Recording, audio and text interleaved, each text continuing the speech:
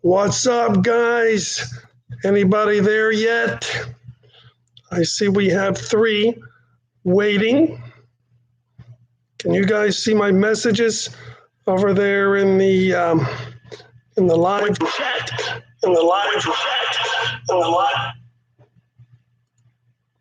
Ooh, sorry about that. I just logged in to the live stream and it's delayed just a little bit. So the chat is actually not there.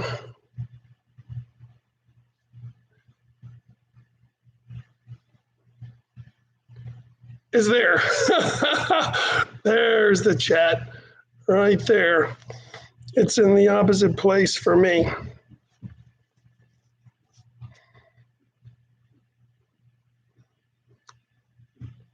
Looking great. And there's Fernando. What is up, dude? And the fourth person just joined us. I always log in about 5 minutes early just to see what happens. I should probably log in 5 minutes late since Miami tends to run on, Miami time. So we'll give them just a couple of minutes.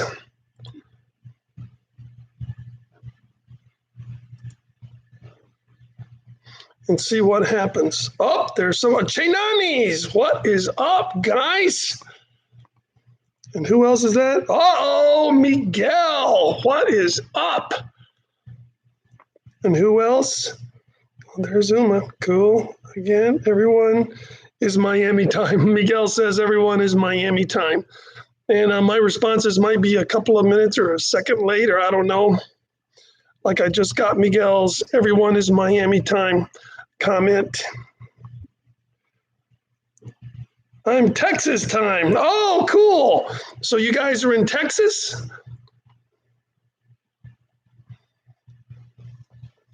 That's the cool thing about the internet, huh? You can be anywhere and watch. Oh, and now we've got 10 people. Look at that. All right, I'm about to go. Cool, they're in Texas. I'm about to go turn down the air a little because it's hot up in here. We'll start in just a minute.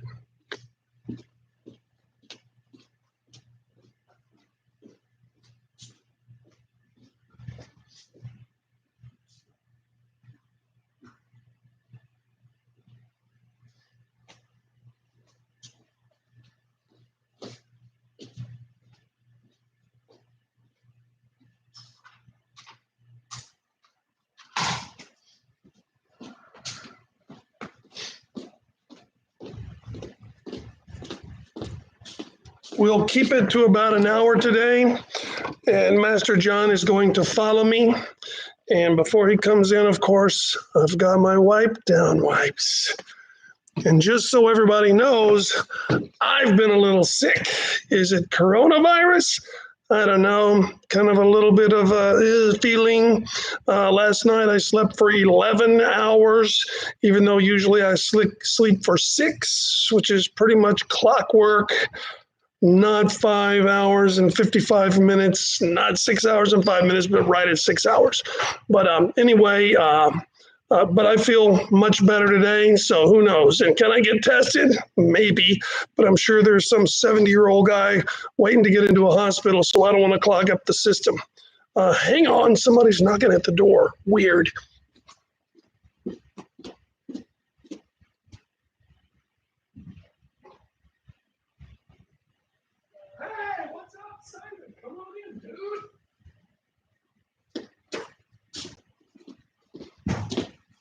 Lock that door behind you in case we have any undesirables. But you know that we're closed, right? Oh, you are? Yeah, so if you don't want to be here, you don't have to be here. I'm just doing a live stream. All right, cool. Guess what? Mr. Simon just showed up. He did not get the memo that the city of Miami has, by executive order, demanded that we close. I wouldn't have closed. Folks, it's like this. You see, I don't want to go through my life on training wheels.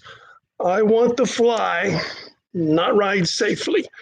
If you've got the training wheels, you're going to be assured that you're going to be safe and you're not going to fall over, but you will never fly.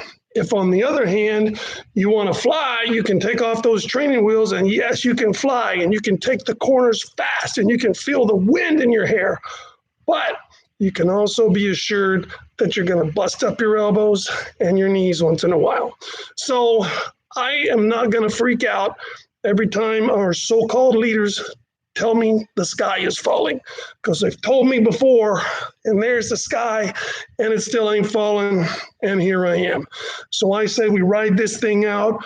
I say we leave all the medical resources to the people under threat, which are the older people. And I also say that we quit hoarding toilet paper. Good Lord, have you had trouble getting toilet paper, Mr. Simon? Any store you go to, you can't find toilet paper, bro. I guess they're wrapping themselves in toilet paper, and then they think that keeps them safe from the coronavirus. Anyway, that's just me. Just keep in mind, if you want to fly that way, that's cool, but you can't do both. The right side of the road, okay. Left side of the road, okay. Middle of the road, squash like grape. You go through life with one training wheel, you're definitely going to fall. Anyway, that's just me. For today, we are going to practice some kicks. Oh, my Lord, we got 13 people. Okay, we got to have one more. Oh, but somebody bailed. Now we got 12. Hope we can get 14. I'm kind of got a little bit of tridexophobia. Not too bad, but, 13. What can I say? Let's see what our visitors are saying. I hope you get better. Oh, yeah, I'm already better, baby. You see, I don't wear a mask because I'm afraid of coronavirus. I wear a mask because coronavirus is afraid of me. Oh, Gabby, what's up? She was here for the original clowning around streamcast where she sat in there going like this every time I said something. And Emmeline and Desmond, what's up? Check it out. Oh, we got 17 now. All right, what time is it? Is it getting close to 4? Yeah, it's 4:02. So just like in regular class, we will start right at 4:02 sharp. Okay, so kicks. Mr. Simon, sir, would you mind running and getting me a breaking board, please, sir? Thank you very much. So Mr. Simon's going to run and get us a board, because before we really address kicks, I think it would be prudent to address some physics, i.e. the energy, the strength, the power of perpendicular contact. If your contact is this way on this plane or this way on this plane, it's going to greatly reduce the impact over open water, because the bullet will hit the water, and at a high enough velocity, it will simply ricochet off the water. So that is bullet versus water. At an angle, not perpendicular, the water wins, folks. The bullet glances right off. The same thing happens with our lower velocity kicks. When we hit a target at an angle like this or like this.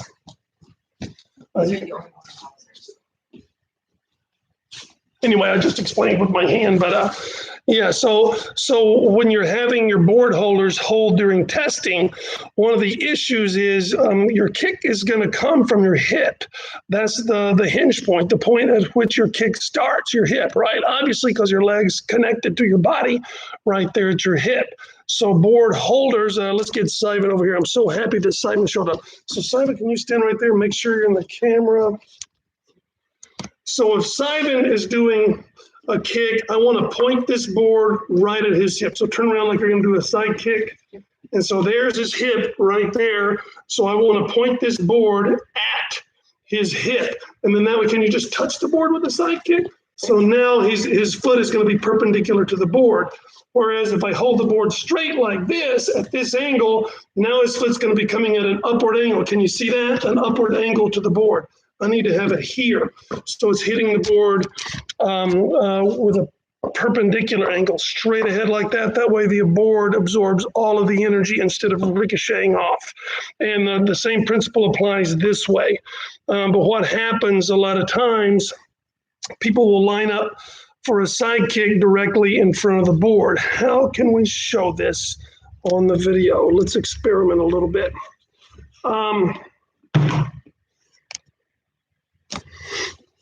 So when you're kicking, if your leg is completely straight, then yes, it's lined up with your hip. If, on the other hand, you still have a little bend left in your leg, like this, it is no longer lined up with my hip. It's perpendicular to the ground, but it's not lined up with my hip, you see. And I need to hit the board about right there where I've got some follow through left.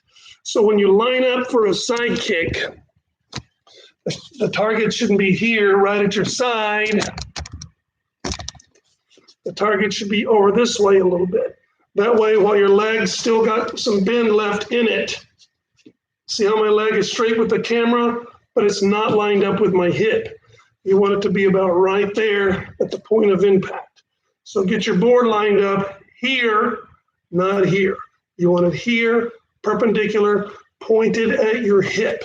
So very important for board holders to take note of this, and very important if you're doing a side kick to take note of this. The same thing applies with a roundhouse. Thank you, sir. Perfect. So if Simon wants to get the most impact out of his roundhouse, his leg needs to be moving straight, perpendicular to the target right here. If he's coming up at this angle, once again, the energy is going to be partially absorbed in a ricochet. So he wants to turn his hips over. Notice how his belly button's facing the camera right now. Just because of your anatomy, at the point of impact, you want your belly button facing that way. And then the motion of your kick will be straight parallel instead of doing this. So show us one, please, Simon. Just a couple of roundhouses. Go ahead. Just keep it right about right there, right? Good. So one way you can practice this is with a couple of targets. Where are our swords?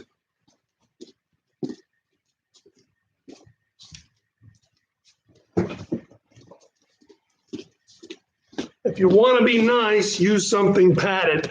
If not, then you can use something rigid like a couple of broomsticks. But I would line these up parallel with his leg right there, and then have him kick through these and hit the target. Good. And I've got these, you can't tell on the camera, but I've got them like this, a good ways away from the target, lined up with his hip. So the only way for him to hit the target is to go in a perpendicular motion right between these two fake padded swords. That makes sense? If I were to line the targets up like this, then he would be able to come up this way and it wouldn't be a good kick. So I want him straight up and down, lined up with his hip, just like that. Go ahead, sir. You go back a little bit more. So he's having to go straight through these things so he gets a direct impact, a direct perpendicular impact on the target. So then let's talk about have we addressed the side kick fully? I think so. Let me do one thing, which is give you a way to practice side kicks. I'm going to just set you down on the floor for a minute. What are you guys doing on the floor? Okay.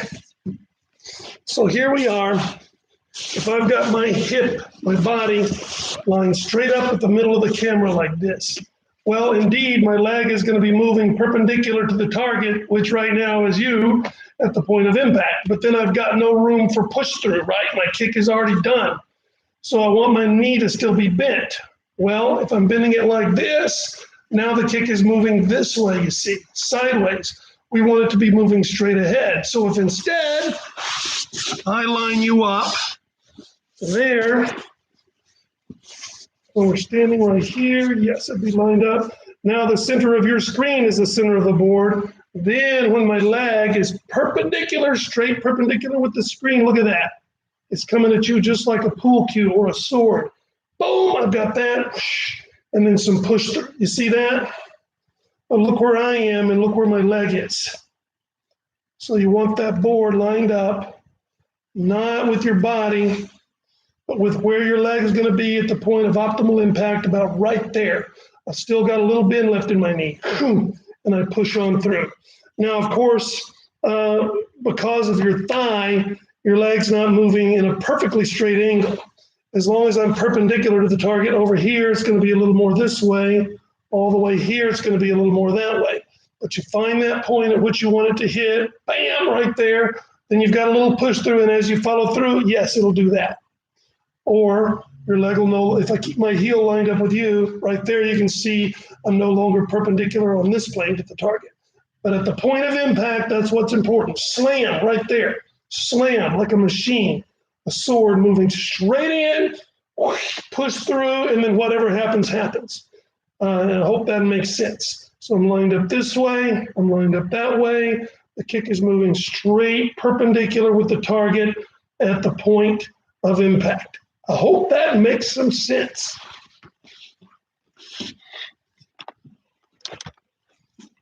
Okay, so with a front kick, that's a little bit of a weird thing. If you're kicking toward the groin, at that point, your target is no longer here. You've got the contour of the body as it goes right between your legs, leaving out all the details. But right there at the curve, you can come this way and still be perpendicular to the target. If someone's bent over, then this might be the angle of your target, in which case you want to be moving in this direction. If you're kicking someone in the torso and they're standing straight up, you still need to be moving straight forward. Therefore, your typical soccer kick like this is not going to work. It's not going to apply all the energy to the target because it's moving up like that, right?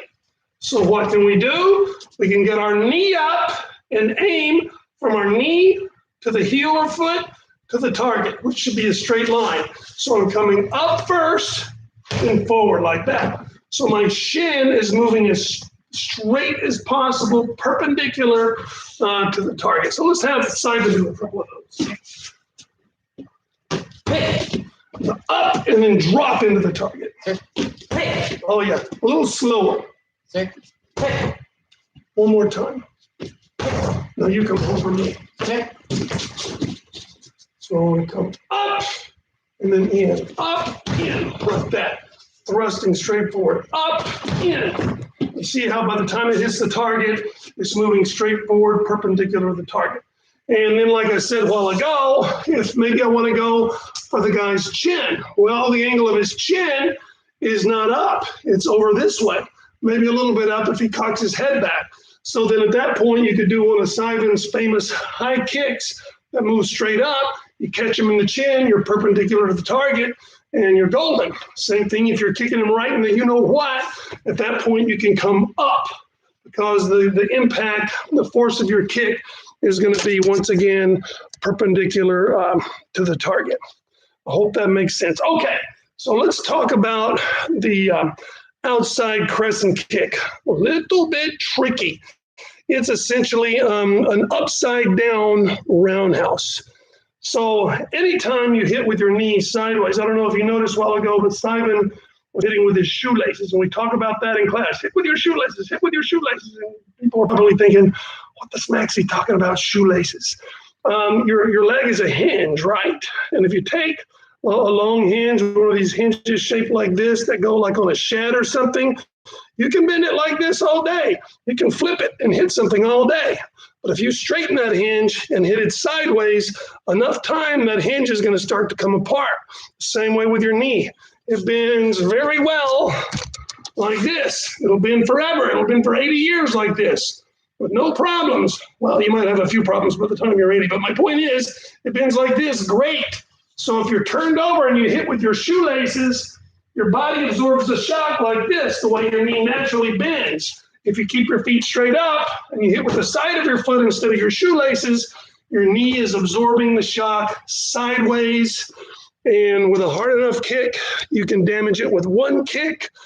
With medium kicks, it might take a while. You might go several years.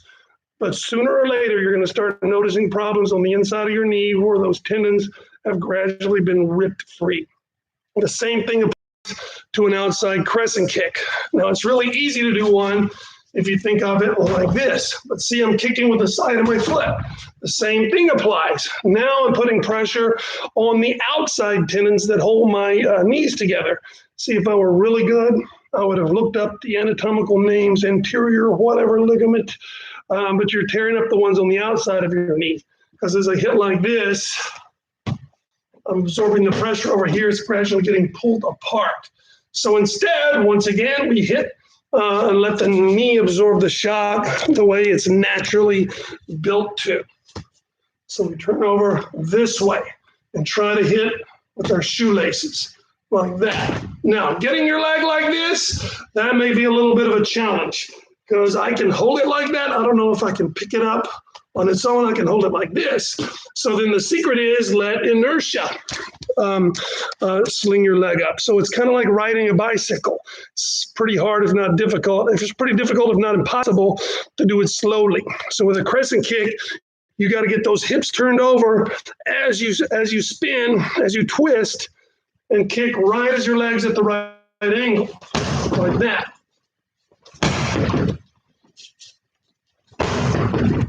And I'm 56 years old. I've been doing this since I was a kid. No knee problems because I kick were always with my knee. Fortunately, Master Waserza was smart enough to teach me that early on from the get-go. Let's have Simon do a couple of crescent kicks. Go ahead, sir. And let me get this where we can see it. Either leg. Do a few on each leg. Go ahead.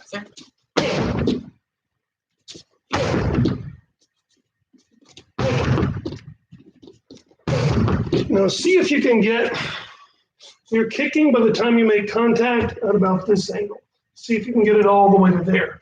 So really focus on dipping your knee down, letting your foot flip up, fly through the air, and hit as much as possible with your knee turned all the way over. So try that one time. Yeah, much better. Good, and then the other leg.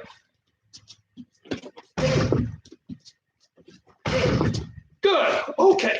So then that brings us to putting your body into your kick. The way we walk, of course, one foot in front of the other, everything happens in the front. So a front kick is simple. Even a roundhouse eventually is simple. The side kick, the hook kick, the outside crescent kick get to be a little complicated because our leg is coming from the other direction. With a side kick, as we mentioned a while ago, we're coming from over here.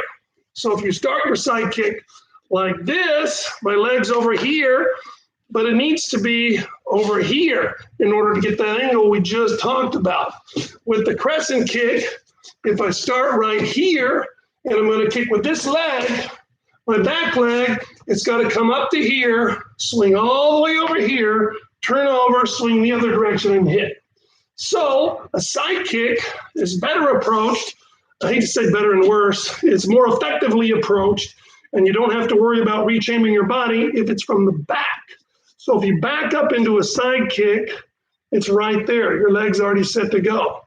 If you do a crescent kick from here, from behind, your leg's already in the right position. This, rather than bring the way we naturally walk, like this. Now my leg wants to come up and the inertia takes it this way. For a roundhouse, that's great. We can move just like we're walking, except we turn over, bam, and there's our roundhouse. Doesn't work for a side kick. It's just like we're walking, then you got to flip it over here, then just like we're walking backwards. For a crescent kick, just like we're walking, except now we have to flip it over here and move backwards. So from the back, a side kick works quite naturally.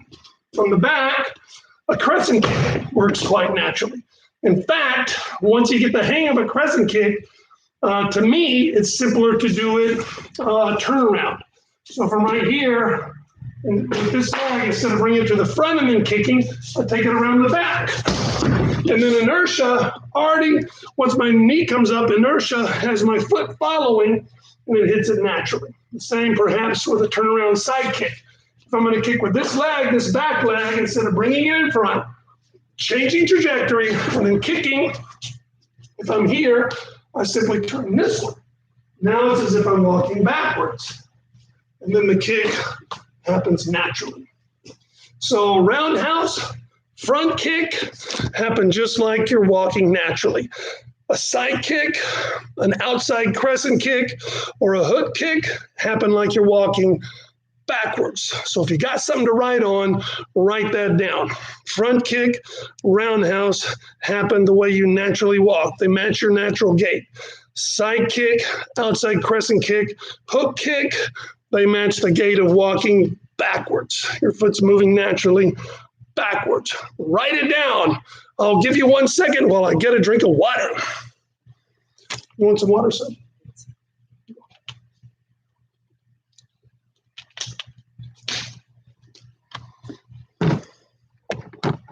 I will now put on my old man glasses and see what everybody. Rodrigo Carlos, look at that. And B. Darrow, who is B. Darrow 1? Lourdes, cool. Evan V is here, cool. Jubilee and Jericho, what's up? What is it?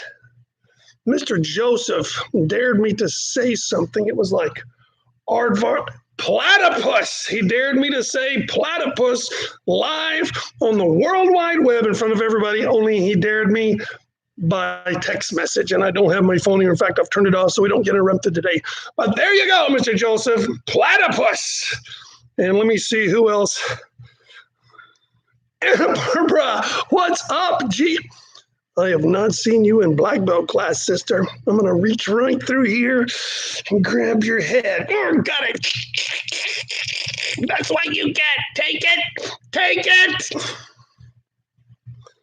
Oh, wait a minute. I see the Knot sisters are apparently. Oh, it's Haley. What's up? You said Jubilee, Haley. You're not Jubilee. You're Haley. Caleb told me about the live stream. You know what? You girls should get one of your emails, send it to me, or just get online and check in the little, send me a message so you'll be on there and then you'll get stuff like this. Who else we got? Savage. Who is Savage? Caleb. Go get him. All right, 23 people we got watching. Mr. Simon, but boy, it is hot in here. You hot? I'm burning. Oh, coronavirus. Oh, no. Okay, let's see here. We've done the crescent kick. We've done, let's do the hook kick.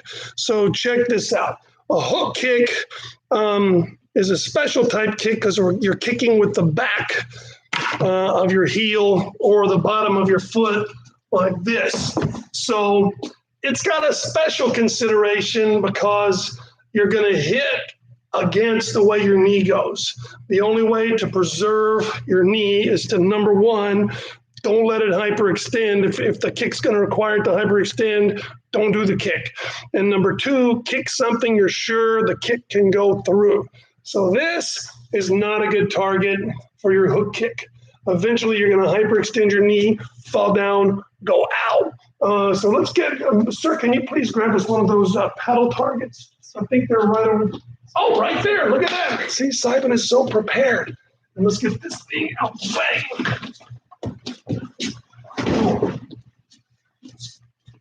Thank goodness Simon is here. I can't do all these kicks. All right, so Simon is going to do. We need a cameraman, don't we, Mr. Simon?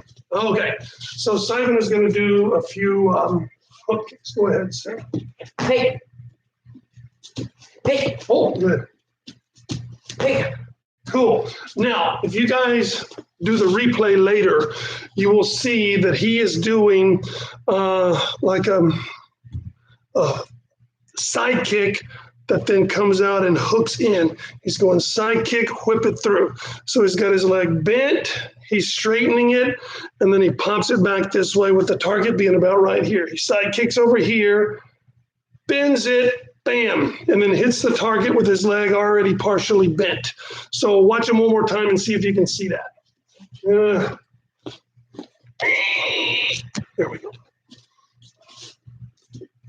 Hey. Hey. Cool, very good. So with any kind of force, once again, we get back to physics.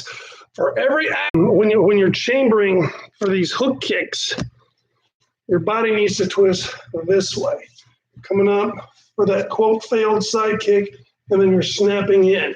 And if you really twist your body into it, unless you get some inertia going first, you're going to get some backsplash of force going this way.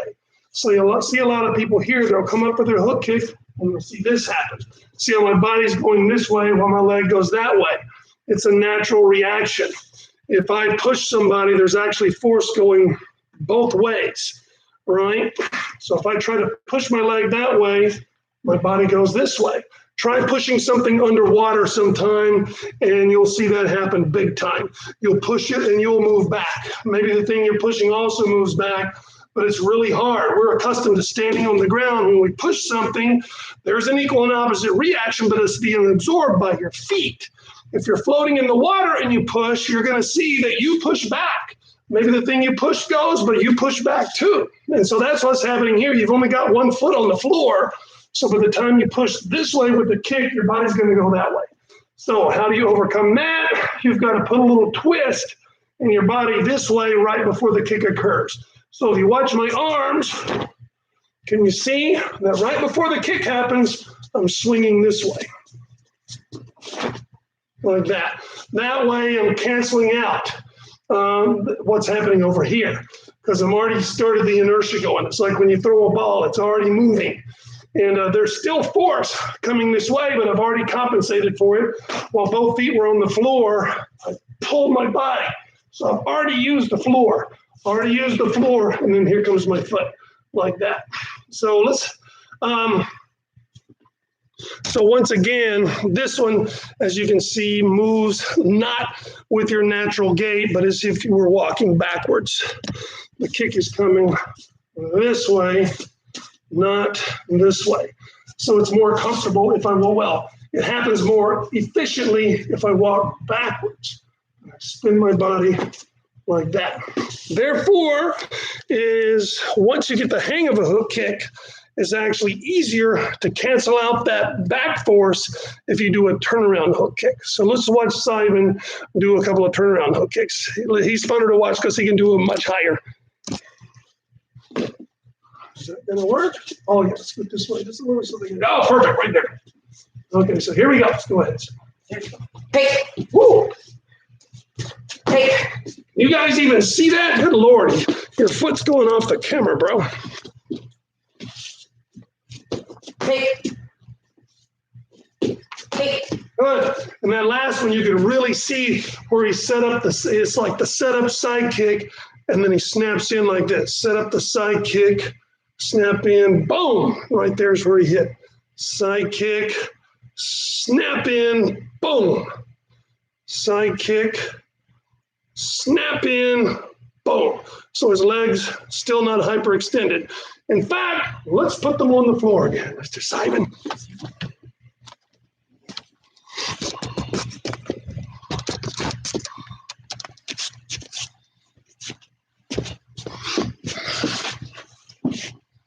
I'm a righty, but for some reason I prefer my left foot.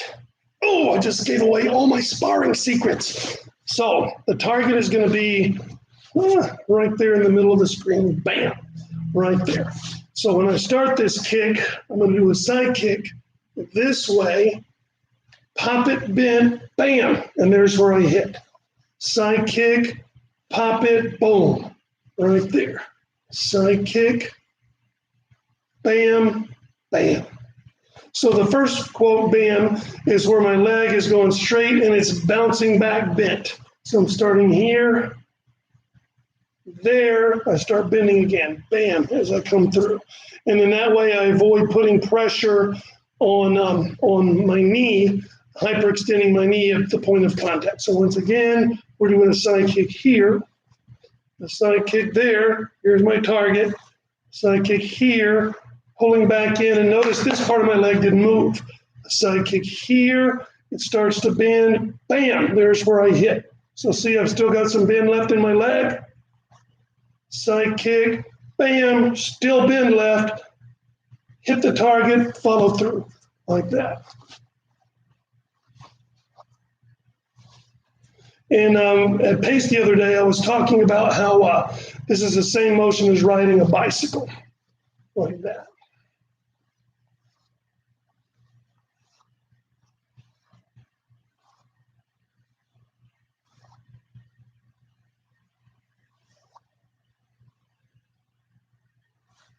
Okay, hopefully that explains it.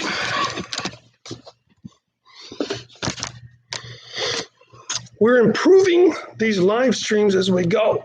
One thing I noticed, Mr. Simon, is I am not only Caucasian, I'm a new race called translucent. I am so white, I am almost clear. So when I wear my white uniform and I do something with my hands, it's like, what's he doing? His hands have disappeared. All I can see is his black belt. So today I wore black. That way, my uniform contrasts with my hands, and you can see all the cool, magical stuff that I do up close. Anyway, so let's see, what time is it? 4:30. We are halfway done, and I see we've got 20 people. 4 people have bailed ship. Mr. Simon, we're going to find out those names, and we'll be coming for you and give you one of these. Ah, my head!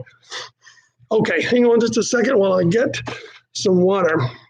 One of the Knott sisters is laughing uproariously. I think that was Haley laughing uproariously. Haley, where are your sisters, girl? How come they're slacking? Oh, my brother is so serious. Your sister said that you were serious. Well, Simon knows that for every class clown, you have to have a straight man to like bring it into balance. If we were both clowning around, then it would be a complete clown show, and you guys would be complaining about that. So Simon is like bringing us back down to earth. Thank you, Mr. Simon. Oh, the Leon brothers decided to show up. They're out. The sisters are quote, what are they doing out? We got the coronavirus, girl. Where are they? Are they out licking doorknobs or something? Oh, wait, I know where they are. They're buying toilet paper, no doubt. It's okay, Simon. Thank you. Don't worry. Yeah, thanks a bunch. That gives Simon a vote of confidence, but he's very confident, just like he is. Okay, let me scroll up here because there are tons.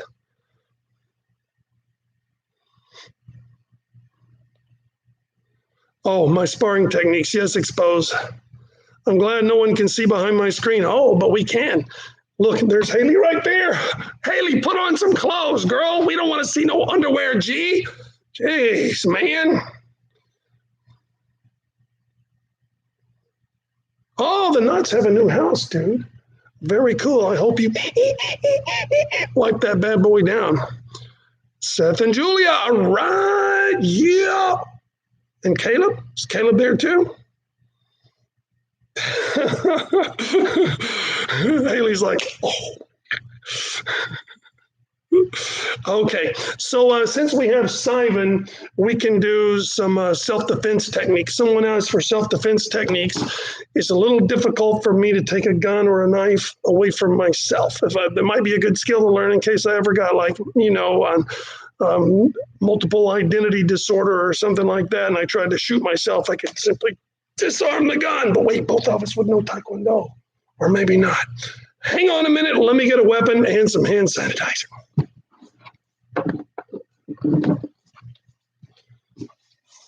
Yes, sir.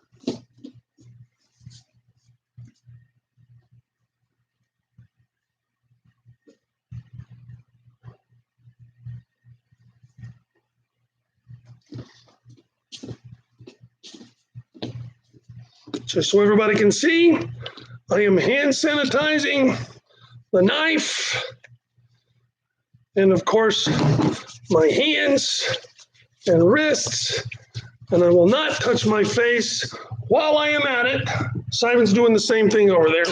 I'm going to just go ahead and hand sanitize my glasses since I've been touching them when we're dripping it all over the place. It's good. It's good. I bathe in this stuff, man. By the way, I've got 17 cases of hand sanitizer, and I'm letting them go for $10 a bottle. So let me know if you want one. Just kidding. Don't hoard hand sanitizer, man. Get what you need so the other people can get some. Bro, you got plenty? Okay, very good. And I wipe down our knife too.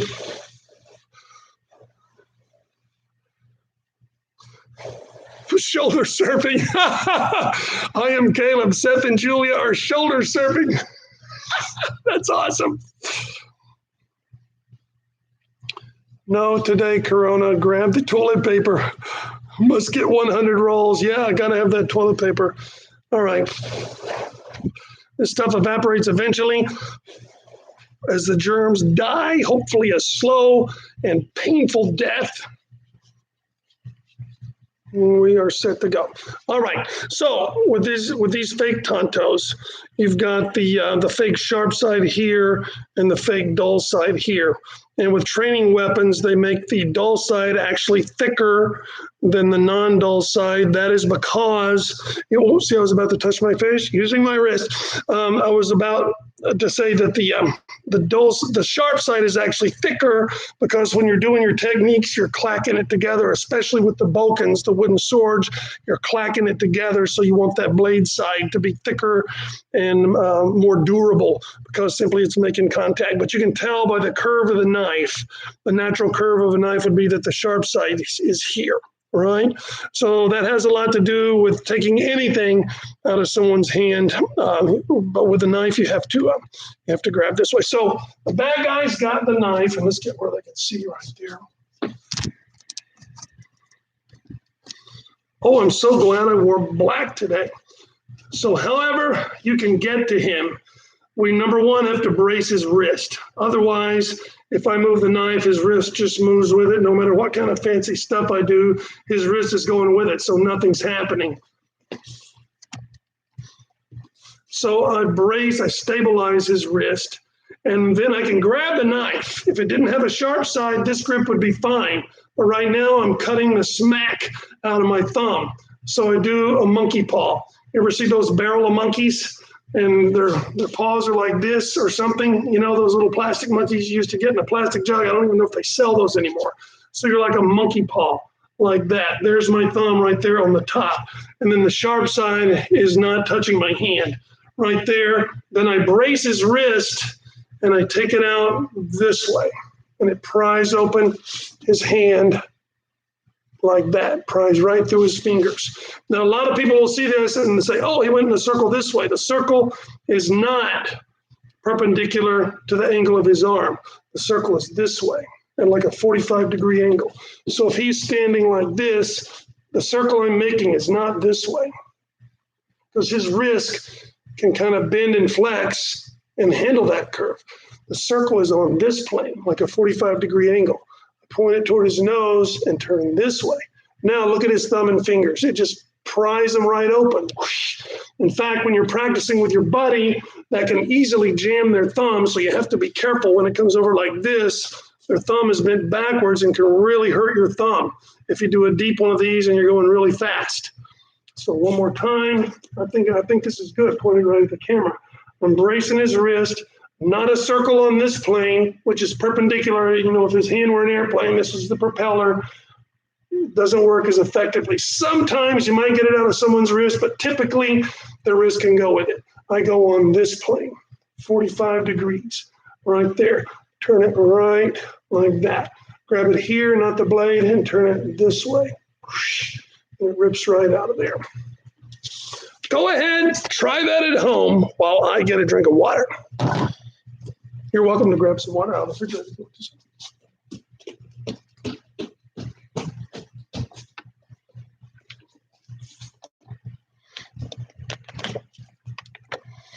Speaking of going through life with no training wheels, a long time ago at Vanderbilt University, I used to teach a lot, and I hadn't really trained my voice, how to talk. I didn't know to drink a lot of water.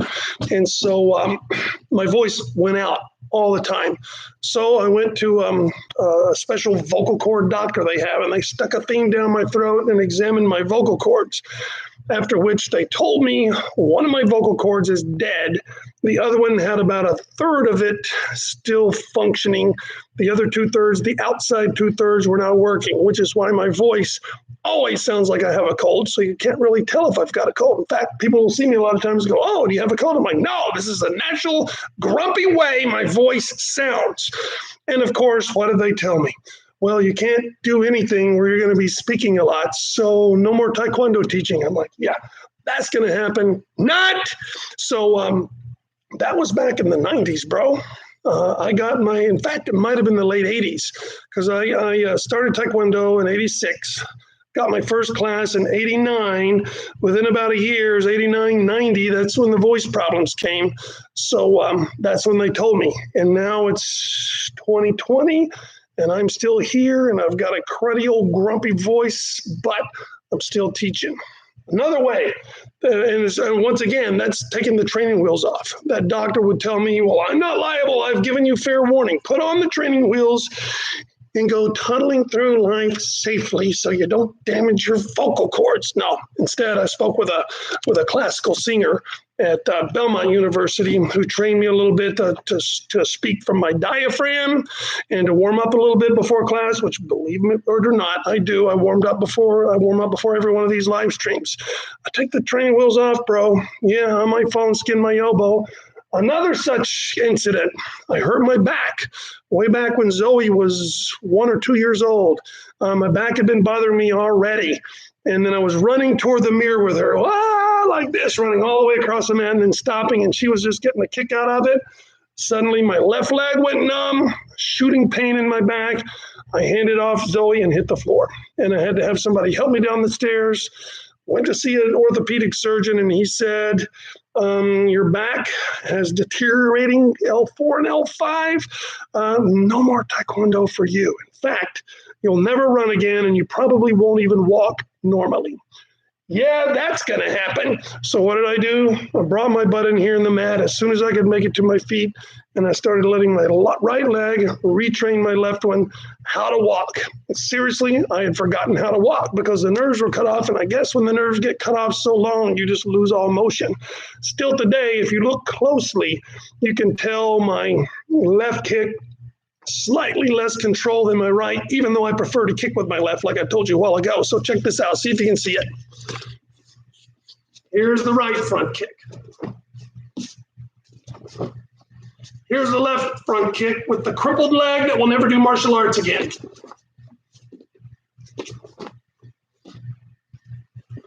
See how there's like maybe a slight delay?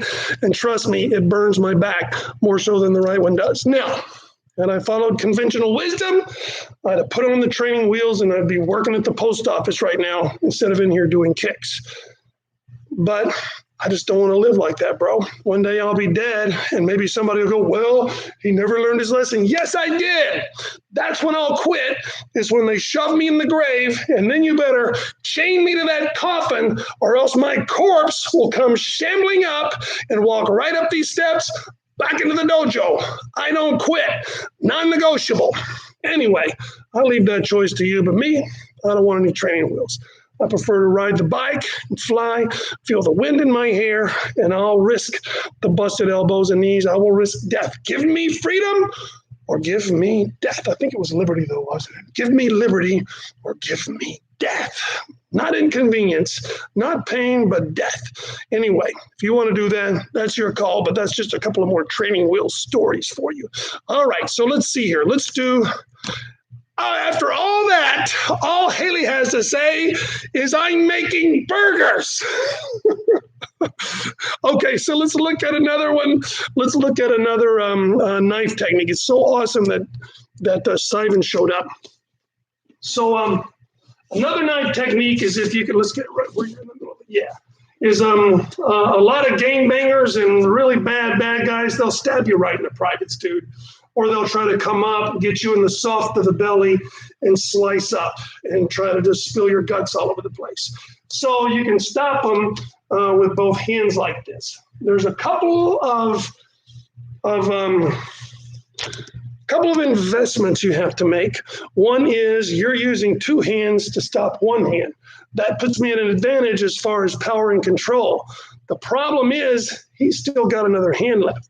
So if I just grab his hand to stop the knife, that other hand is free and I don't have a hand to block my face. So he can punch me in the face or scratch my eyes out or grab my ear and yank it off or anything. So once I do grab with both hands, yes, I've stopped the knife temporarily, but I better do something with that advantage quickly before he wakes up and uses that other hand. So in this case, we grab with both hands and we duck under his arm like this. Now he's all twisted up, a little bit more difficult for him to use that hand over there. Now then, check out how this hand of mine is controlling his hand right there. You see that? I've got a hold of his hand so I can come up this way and pry the knife out. Notice I've got it by the dull side.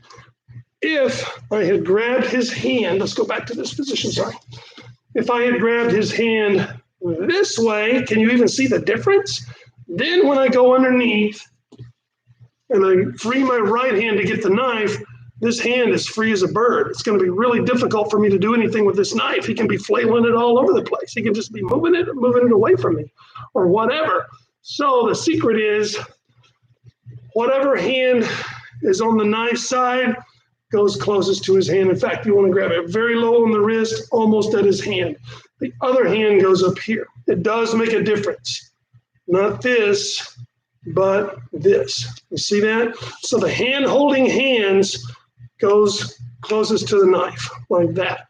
This one goes here. That's a detail we seldom get around to in class. If you catch it with both hands, the one parallel with his arm goes lowest, like that. If it were his left hand, go ahead and get your left hand. I would switch this way. This hand would come here. The hand that's on his side, let's get you, yeah, so they can see where you're standing. The parallel hand to his left arm, my right, goes on his hand. The other one goes up here. Then when I go under, this has his hand. Now he can't jimmy his wrist around to free that knife. And a lot of people get confused at this part, and it is somewhat of a hold your tongue just right kind of a technique, but it's the actual disarm when you come to this point in the technique. So let's back up a little, right about there. I think we're good, yeah. So he stabs, I'm catching with both hands, this one on his actual hand, this one up on his forearm, coming underneath, right there. Now I want to wrench that thing up. It's more uncomfortable for him, so you got to be careful with your buddy. But you see how it makes a little A right there? So then I take my hand and I stick it up.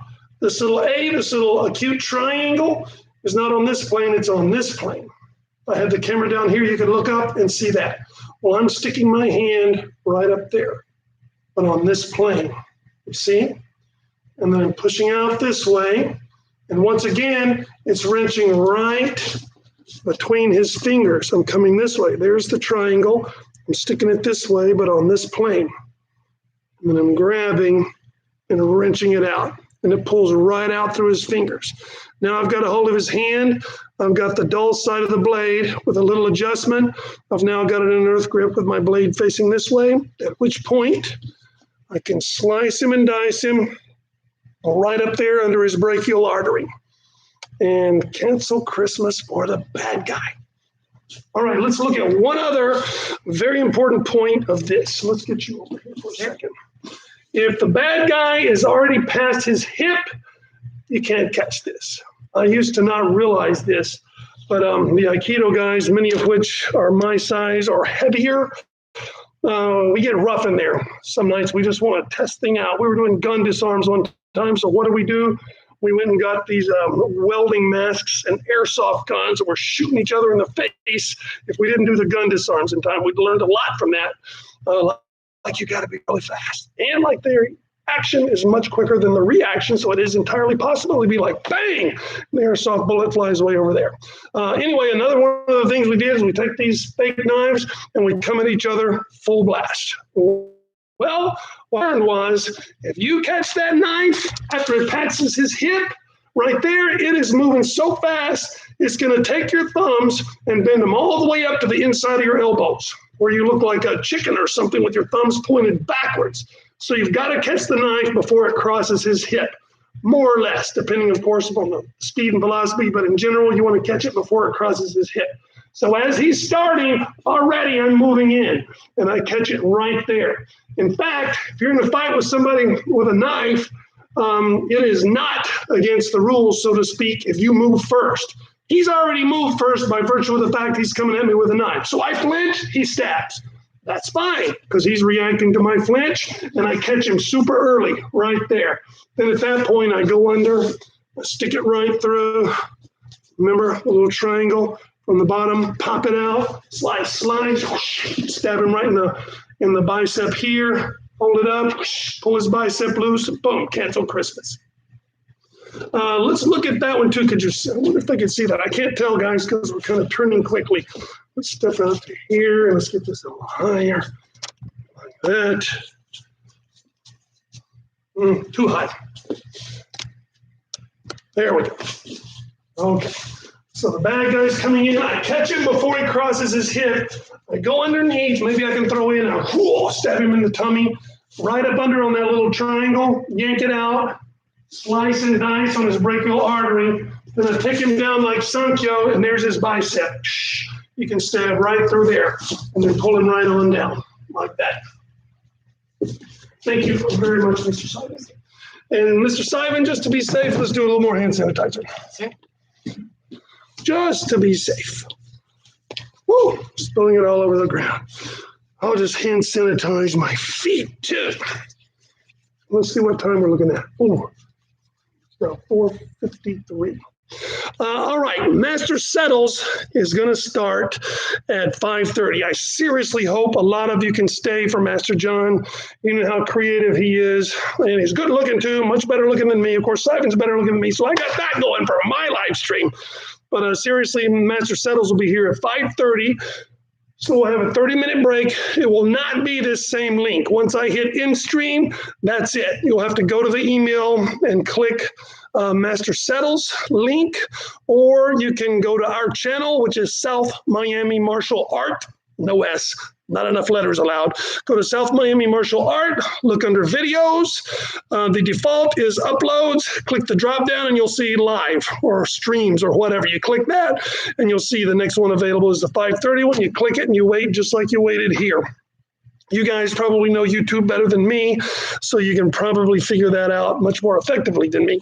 So with the few minutes I have left, I want to stop at 5:30 because I'm seriously going to wipe down everything I've touched, including Siphon, so that we don't leave Master Cells with a lot of germs. We're also going to open up the doors and let this place air out. So any questions? Quickly, what do we got? I'm glad I'm not a bad guy. Ow! We can see. Okay, good. I'm telling you. All right, cool. Thanks, Master Yefu. Thank you, Master Jeff and Siphon. Good job. You're welcome, and thank you. Oh, he's getting serious. David, putting on his spectacles. No, they're poking fun at me, which is perfectly okay. Here, I got to do this one more time. Oh! Will you go to the dance with me? Is the dojo still open? I am afraid not. If it were me, get it? I'm afraid not, Haley. Oh, I've never heard that one, Mr. Jeff. No, by order of the city of Miami, they ordered everything closed. Unless you're a hospital or a grocery store, you have to close. So we had no choice unless I want to risk going to jail, which I do not. As soon as they give us the all clear, we'll open up the literal brick and mortar. Until then, we live streaming, baby. And I'm even looking at some stuff. I experiment all day trying to come up with some cool effects and things to put on the live stream, like where I can drop in videos for you guys and stuff. But we'll see. We'll keep improving that, and hopefully it'll all be a moot point because they'll let us open up again, and boom, we're back in business. Let's see if anything else is happening. Yeah, it does suck, Haley. I agree. And Daniel is going, oh, giving me the cry icon. And then Haley's giving me the, so sad, yes. I feel so unproductive. You don't have to be, sister. Open up and start your own YouTube live stream and do whatever you do. Heck, do a Taekwondo live stream. Send it to me and I'll send it out to the dojo if you like. Working at a hospital. So, oh my God, Anna Barbara's working at a hospital. Great class. Thank you. Thank you very much. Good. I hope that makes sense, some of that stuff, Fernando, because boy, with the camera, you can really get in there close, right? And you can come back later and rewind and even look at that stuff in slow motion. All right, guys, it's 5 o'clock. Well, it's 4:57. Any more clock? We got 3 minutes. I need to exercise more. You and me, Daddy, working 18-hour shifts. Ooh, and Barbara. Thank you, Anna Barbara. Seriously, thank you. I mean, we know you, you're ABG to us, but you're out there serving the whole community. And I don't even know you in the capacity of a healthcare worker, but you're out there doing that. And on behalf of all of Miami, everybody who comes in there, thank you. Thank you for taking the risks that you do and doing the hard work you do. 18-hour days is unbelievable. Yeah. I know what you mean. We miss you too, ABG. All right, looks like no one has any questions. Bye, MJ. Thank you for your time. Let's thank Simon for his time. Everybody face the screen at Mr. Simon. Chidiyap Kinnett. Thank you, sir. All right, guys. Master Settles will see you at 5:30. Be sure to click on his link. It's 2 separate streams. That way you don't have 3 hours to sift through later when you do the replay. Check you later, guys. And stream, and now it makes me do this. Are you sure you want to end? Yes, I am.